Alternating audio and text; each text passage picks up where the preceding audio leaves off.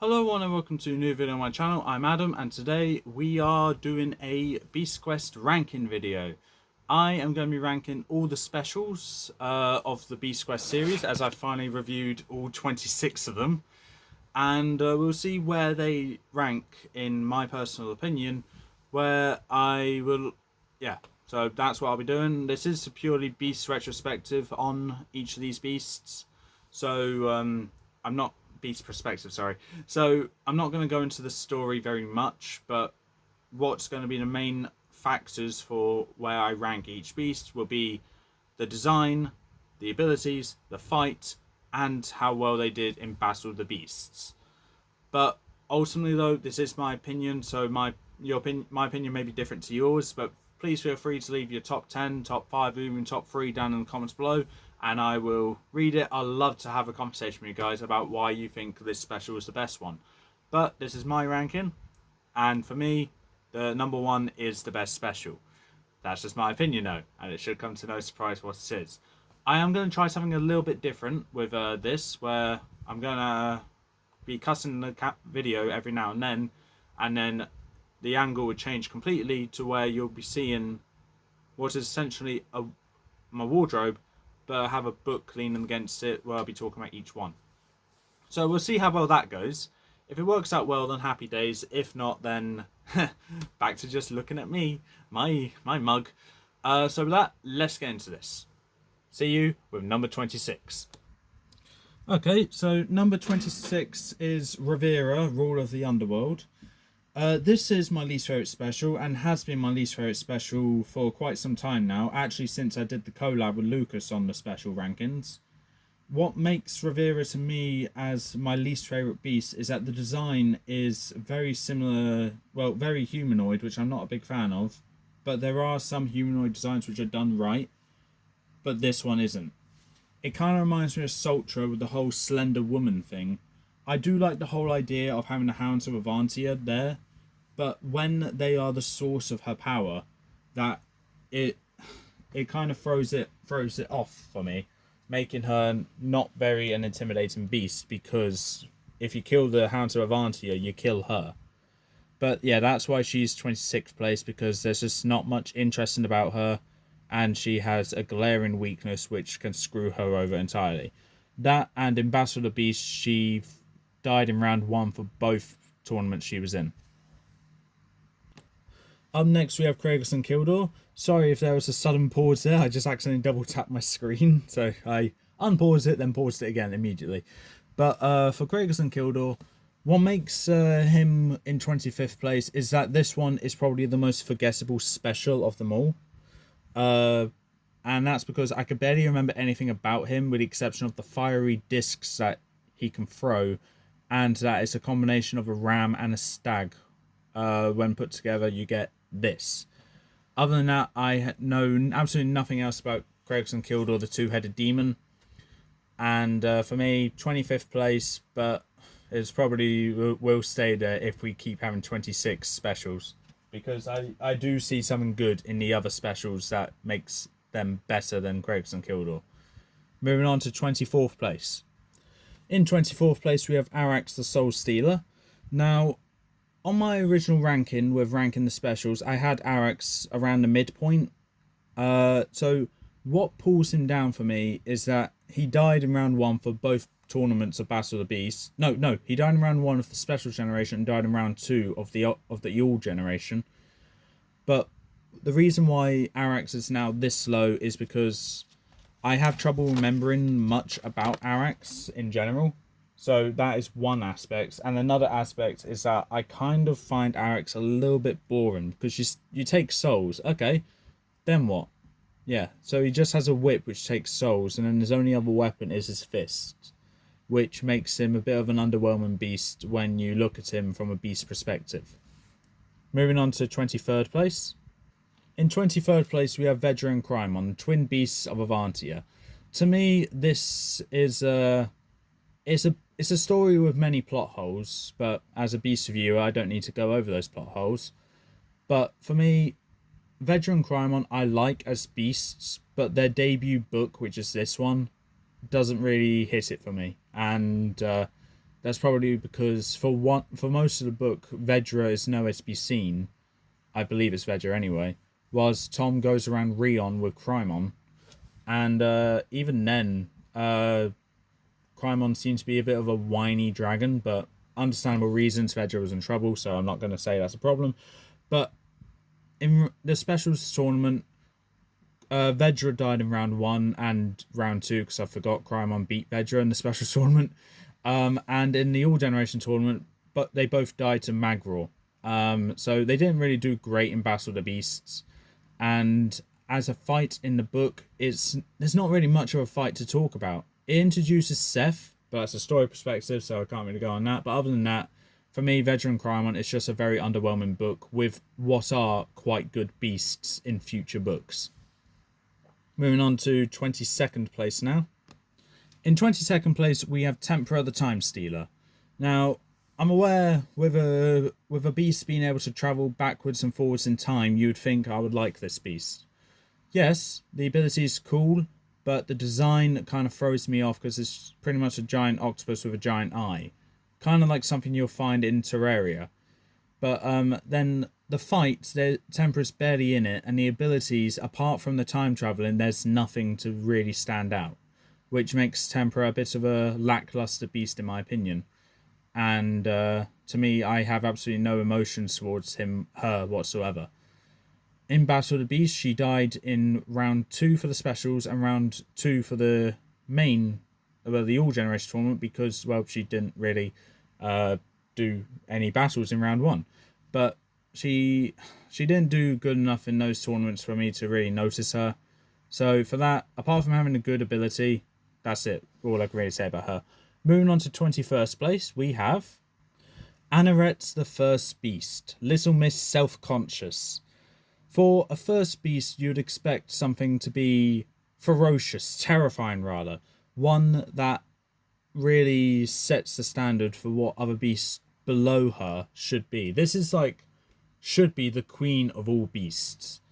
And when she gets revived and has her face ripped off her, she just becomes very self-conscious. I feel for a beast to have such a meaningful title as the first beast, you should not really be self-conscious and in fact be like, oh god, I'm losing my face, but I'm still going to continue fighting. Yeah, not really impressive to me. Other than that, she did well in Battle of the Beast All Generation, but that's because she had quite easy fights to go against. But other than that, there's nothing really much else I could say about her other than she has the label as the self-conscious beast. Moving on to 20th place, we have Skolo the Bladed Monster. Now, what makes Skolo 20th place for me is that the design alone pulls her up, but the abilities, there's not much to go off there, and the fight, I can't remember much from it at all, apart from Sanpeo was in it. So, the only reason why Skolo's 20th place is because of the design alone. In Progress of Battle of the Beasts, in Special Generation, I believe she made it to round 2 before dying, and in All Generation, I know she died to Tremor, I just don't remember if it's round 1 or round 2. So Skolo hasn't really done much to impress me at all. The design just saves her from being in the bottom 5, or bottom 6 rather. Moving on to 19th place, we will have Victor the Deadly Archer. Now, for Victor, I'm going to count Osator as part of this spot because they are kind of a joint in this segment. So Osator, I think, looks a bit basic on the cover, but has... Hold on, let's try and sort the light in. But ultimately, though, I think I prefer Osator more than Victor. Victor, for weapons, seems to have a counter to literally everything Tom and Alina have, like having a bow and arrow, being able to use the bow as a sword, and the quills on his back he's able to use as the arrows, as well as other items which makes him a threat. But other than that, there's nothing really much else I can say about Victor. He died in round 2 of the All Generation tournament, and I believe round 1 of the Special Generation tournament, and quite easily, I reckon. There's nothing really impressive about Victor, apart from that this is probably, along with Kratos and Kildor, the most forgettable special, because there's nothing really that stands out to make Victor a special beast apart from it's a special bumper edition book. But yeah, moving on to 18th place. Okawa the River Beast. Now, I kind of have a bit of an attachment to Okawa because when it comes to how I collected these books, I started with Series 7, then got Series 1, and then got Special Number 1, Vedra and Crymon, then Special Number 6, Mortax the Skeleton Warrior. Okawa was the next special I got after that before I started collecting the main series. And once I collected the main series, I then went on to the specials. But Okawa was the third special I ever had access to. And personally, I prefer the story more than the beast. Because the beast is a little bit underwhelming, but it is cool to actually have this beast mean a bit more than just a beast fight for Tom. Because Okawa is actually his uncle Henry. Going into the story, I'm going to keep it brief. Tom was going to Erenhall for Henry's birthday. They come across a strange woman who poisons a flagon, which Tom was taking there. Henry drinks it and turns into this. I believe it was Kenta that poisons it, and it was meant to be for Tom. So it was almost like a little tease that Tom was going to turn into a beast at some point. So yeah, I think that's kind of cool. Other than that, though, abilities, yeah, you can create your own army by slashing them with your claws, but that's only on humans. And other abilities, just not that impressive. The weakness is actually a really bad weakness, and the fight I thought was actually kind of good. But moving on to, I think it's 17th place, we will have Yakarix the Ice Bear. Now, I'm actually surprised I have an Ice Beast this high up on my list, or around the midpoint, because I'm not a big fan of Ice Beasts at all. But what makes Yakarix stand out to me as a good one is actually because of her ability to bring a hailstorm wherever she goes. Literally a Hail Mary, as you will, if you will. I personally like that ability, but other than that, it is just a giant bear. But compared to other bear beasts such as Ursus, she's better than Ursus, but worse than Calderon. But those are the only bear beasts I can think of off the top of my head at the moment. So, middle of the road when it comes to bear beasts, but does have some of the better abilities when it comes to bear beasts. Not the best, I will say, but a good set. Moving on to 16th place. Virak the Storm King, the one which introduced Rhea. Rhea is one of my favourite newer generation villains, and in this book we do get a bit of backstory for Rhea, for who her parents are, being Kensa and Sanpeo. So they evidently did like each other before they stopped liking each other. Speaking of Kensa and Sanpeo, they both appear in this book, where Sanpeo actually dies in this book. So yeah, Virak is the lucky beast that got to kill someone and actually keep them killed.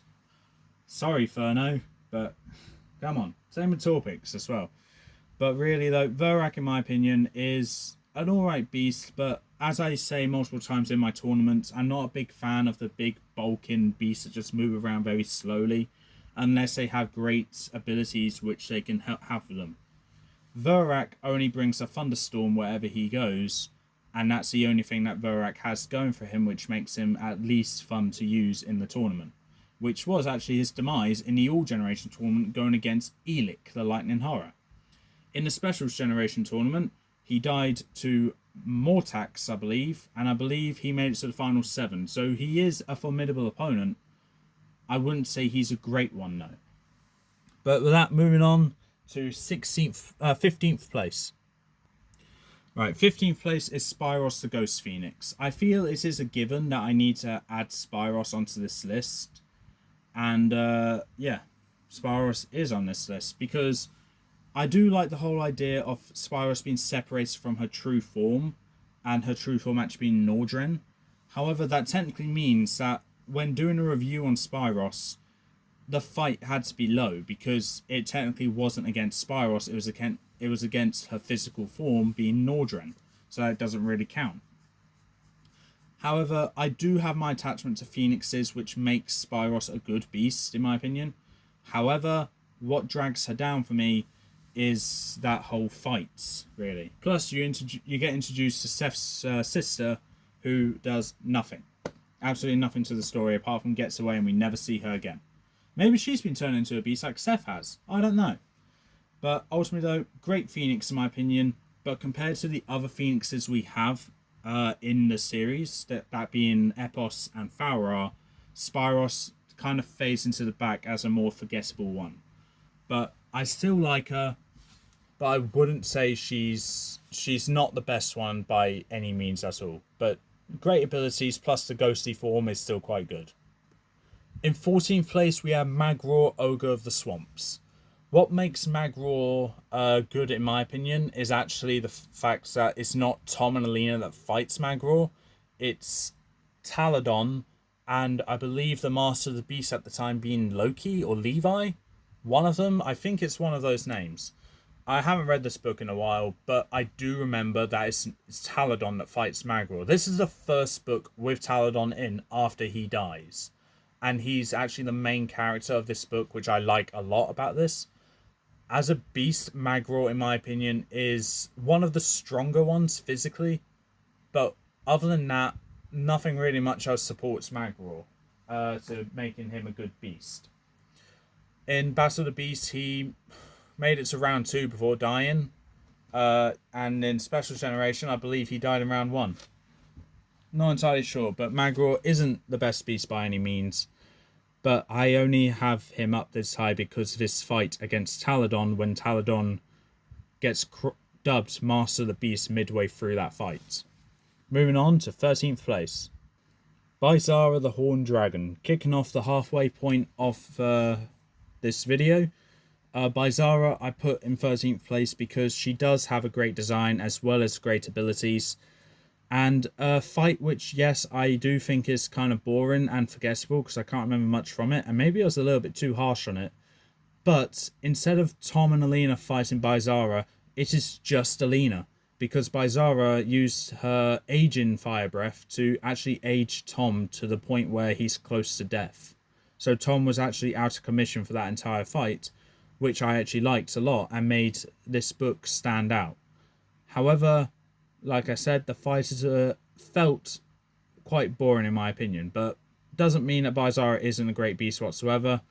I haven't used her in Battle of the Beasts, but when I do, I expect her to do quite well unless she gets an unfortunate matchup. Moving on to 12th place. In 12th place, we have Arcano the Stonecrawler. Now, the reason why I put Arcano in 12th place is for the same reason as Bizarra. He does have a great design and great abilities, but ultimately when it comes to a fight, it felt a bit rushed. However, the chapters, so when one chapter focuses on Tom, another chapter is Alina, it goes back and forth like that, and it actually works quite well in my opinion, making Arcano a fun beast to read, a fun book to read because it changes perspectives. But on a beast perspective, yet to use him in a tournament, but I think he'll do worse than Bizarra, but well enough to stand out and be a great beast. Forgot to pause the video. Moving on to 11th place. Just missed out on the top 10 is Ospira the Savage Sorceress. And this is probably to be expected, because compared to the top 10 which I have, this one is obviously the weaker one.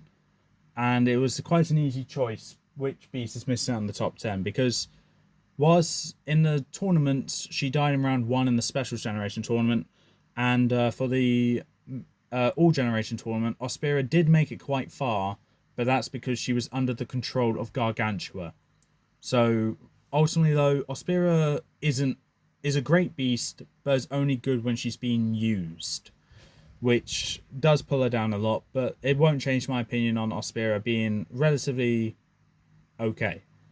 I do like the whole plot where it brings in King Hugo and Aroha's baby, so baby Thomas. But other than that, nothing really much else to say about Ospira other than is actually Adaro's sister. Moving on to the top 10, but which beast is going to be kicking off the top 10? Right, kicking off the top 10 is Scalamanx the Fiery Fury. Now, I love the story for this book. However, on a beast perspective, the only thing Scalamanx has going for him is the whole fiery lash whips that he has going around his neck. Other than that, apart from agility and being able to regrow limbs because he's a salamander, nothing really much else makes Scalamanx a great beast. But ultimately, though, I would like to see a tournament where Scalamanx actually prevails as one of the front runners, maybe. Maybe there will be a tournament like that in the future, but until then, Scalamanx is one that misses a lot of potential when it comes to the tournaments. But I really want Scalamanx to do well in a tournament.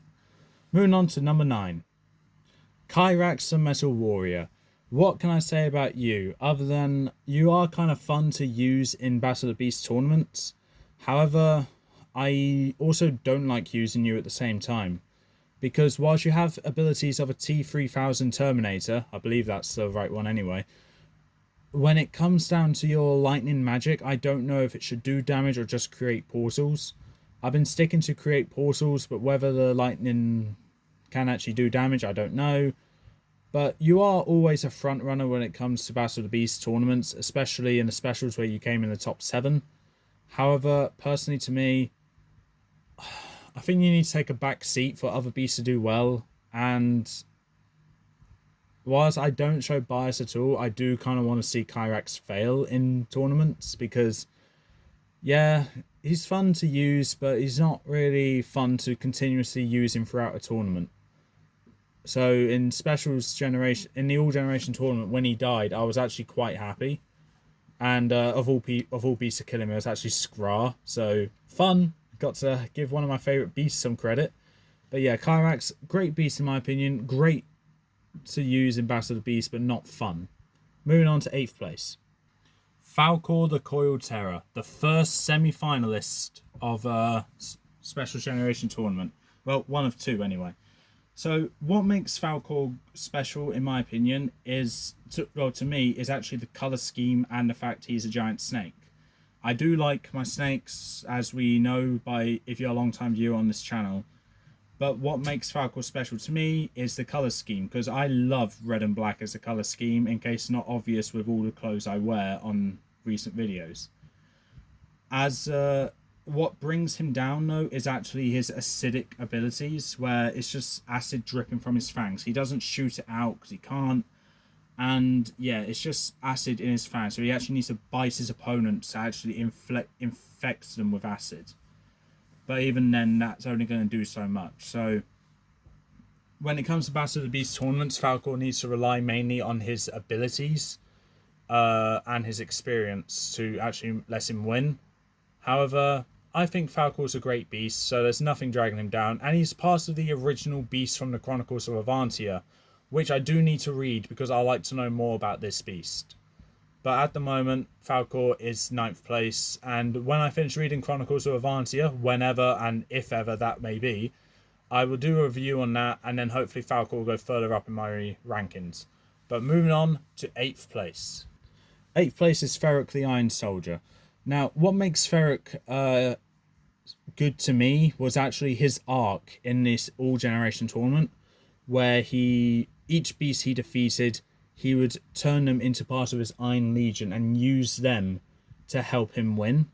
But I also like the voice that I do for Ferric, where it's almost like a Venom kind of sounding like, where it's like, we will win. We can do whatever we want. He doesn't refer to only himself. When in the arc, I established that, yeah, he's only focusing on himself and kind of gave him kind of made him look bad, but I thought it would be a great idea to have him start off the tournament quite calm, saying that we are going to win, we will do this, we will win, and all that. But then as the tournament goes on and his anger and temper starts to show, he starts to get frustrated and say, enough, I will win, I will do this, I am the champion, so on and so forth. I thought it was a great idea, and he did great in that tournament, don't get me wrong. Other than that, though, what stops him from being any higher is the fact that I'm actually not a big fan of his book at all. His abilities are good, his design's intimidating, and his fight was okay, but it just felt like it was missing something. It was something that was missing to make him not a fantastic beast, just a good one. Not a fantastic one, just a great one. Moving on to 7th place, we have Petrix the Wing Slicer, Little Miss Death Machine in the air. What can I say about this one? I absolutely adore this beast. Even though she's not the best in Battle of the Beast tournaments, I like using her for a multitude of reasons. The poisonous tongue, the flight, the agility, the tail, the claws, the teeth, everything about her.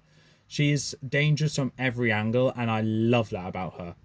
However, like I said, she's not the best in Battle of the Beast. She seems to die either early on or in the midpoint, which does hinder her from going any higher. But for me, she is still one of my favourite specials because of how much I hype her up from when I first did a review on her. So yeah, moving on to... Oh, it's 5th. Yeah. Yeah, 5th place. Is it? Hold on, let me sort this out. But yeah, moving on. Okay, so 5th place this is. We have Grashkor the Beast Guard. Now, obviously at this point we have 5 specials left, all of which I would class as absolutely fantastic beasts with little to nothing wrong with any of them. However, why Grashkor is in 5th place is actually because of Battle of the Beasts, where the other beasts have made it to... Where the other beasts on that are yet to be spoken about have either made it to the semi-finals or further. Grashkor is the only one of these final 5 who hasn't, but the reason why I still class him as a fantastic beast is his design looks simple but terrifying. His abilities are what you'd expect, and his fight is great. However, his dedication of wanting to destroy one person, he would be willing to kill himself and the Chamber of Pain just to kill one person. There's no other beast as dedicated to his job as this one, except for maybe one, but that's probably biased me talking. But for me, Grashkor is one of the most dedicated beasts and definitely one of the most dangerous ones. But as I said, what makes him 5th place is that he hasn't done as well as the other beasts have done in Battle of the Beast tournament. Moving on to 4th place. In 4th place, we have Kreta the Winged Terror. Now, Kreta, in my opinion, is actually the most powerful special there is. And that's because she is the hardest one to hit. Because with her swarm, deswarm and reswarm ability, any attack thrown at her, she can go right through. Plus, being heat resistant, it will make it harder to actually hit her at all. Burn her, because bugs normally burn to fire, but this one is resistant to fire. Not immune, resistant. So you need to have a really hot fire to kill this beast. Or you can always give her blunt force trauma when she crawls up inside of you and starts gnawing at your insides. So give her blunt force trauma, and then you can kill her then. But other than that, hold on, sorry about that. So as I was saying about Kreta, it's just tons of potential that she has, and in my opinion, she is the most powerful of all the special related beasts. Where her only weakness seems to be a special kind of water with rock-like minerals in them, I believe. So if that's her only weakness, that is a fantastic weakness, because it's not like you're going to find it in every body of water. So yeah, Kreta, definitely one of the most powerful ones, and for me, my 4th place and the runner-up of the Special Generation tournament.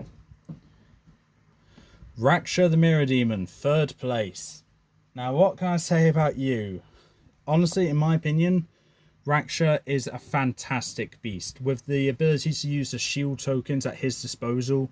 That can make him resistant to fire and the cold, quite fast with the horseshoe fragment, be able to take rushing waters from the serpent tooth, and also take high heights with the feather, and also heal his own wounds with the phoenix talon. Oh, fantastic beast, and definitely a worthy winner of my Special Generation tournament. There's nothing really negative to say about Raksha, apart from the only reason he's 3rd place is because I prefer the other 2 beasts more for recency biased or just nostalgia. So Raksha, fantastic beast, nothing really wrong with you. However, I just prefer the other 2 more. Great beast, great battles, great book in general. Fantastic. Now, in second place, we have Jakara, the Ghost Warrior. Now, if you spoiler alert for the Battle of the Beasts finale, where it was Jakara versus Stritor, Jakara put up a fantastic fight against Stritor, did absolutely incredible, and for her to make it to the final in the final two, being able to face the likes of Drogon, Magruor, Hawkeye, Petheric, Skrar, Elik, and Crestor to get to that point. The only beast to not skip a single round or battle, the one that's killed the most beasts, and going against Stritor. Oh, fantastic beast, and what was a fantastic finale to the tournament, and a worthy finalist at that. But what brings Jakara from being my number one is actually her performance in the Specials Generation tournament, where she actually died in round 2. Lost to the winner, of course, which was Raksha, so yeah, nothing really much else to say. But she came back in the All Generation tournament with a vengeance and won. Fantastic beast, and I do understand why it's Lucas's favourite of all time. But, of course, for me, my number one is Mortax the Skeleton Warrior, my personal favourite special of all time. This one is actually the second special I've ever got, the first one being Vedra and Crymon. And Mortax, from my first read of it, was my favourite book in all of Beast Quest, and has stayed up there, definitely in the top 5, as one of my favourite books, and will probably stay there until the end of time itself. What makes Mortax great, in my opinion, is his arena, being able to summon the good beasts and make them fight to the death. Good old Battle of the Beasts. This book inspired me to make the Battle of the Beasts tournament. And if Mortax didn't exist, I don't think Battle of the Beasts would be a thing. Another aspect I like about Mortax is the fights that he had against Tom. Because I count his fight against Tom as well as the fight the Beasts had against each other. And a bunch of other fights in there as well, making Mortax's fight perfect, in my opinion. The abilities are great for what you expect of a gladiator, plus more. And his weakness is obvious, being his heart, but he can protect it so well with his battle experience he had when he was alive. And going on to Battle of the Beasts, he made it to the semi-finals, not once, but twice. This is the most consistent beast in any tournament I've done, to where, well, tied for first place for the most consistent beast. The only other beast that was as consistent as Mortax was Crestor the Crushing Terror. If there's any negatives to say about Mortax, I don't know them, but if you know them, feel free to say, but it's not going to change my opinion as Mortax being my favourite special of all time. And on that note, that is my ranking for all 26 specials of Beast Quest. I hope it ends out okay and actually looks quite well, despite the lack of editing. And the only thing I've done was actually erase my face for most of it and focus entirely on the books, and also pause the recording multiple times. And I'm surprised I didn't accidentally press stop recording, considering the buttons are right next to each other. So glad I didn't do that. So that was my ranking. I hope you enjoyed it. I hope you enjoyed the change of format for the video. If it works out as well as it did and you guys like it as well, please let me know, and I'll continue doing videos like this in the future. But for me, that's all for this time. If you like what you saw, leave a like, leave a comment, don't forget to subscribe, press the notification bell down in the corner below. It was a pain to record these videos separately because I don't have a chair anymore because it's dead, and I'm too far away to actually reach the pausing button, so I had to kneel on the floor, which I'm pretty sure left marks on my knees from the carpet I was kneeling on, so I'm going to need to sort that out. But for me, that's all for this time. I already said the outro, so until then, peace out. Happy birthday to me. Yes, it is my birthday, and I'm doing videos, so yes, I'm by myself. I'm very lonely. I need friends. Till then, peace out.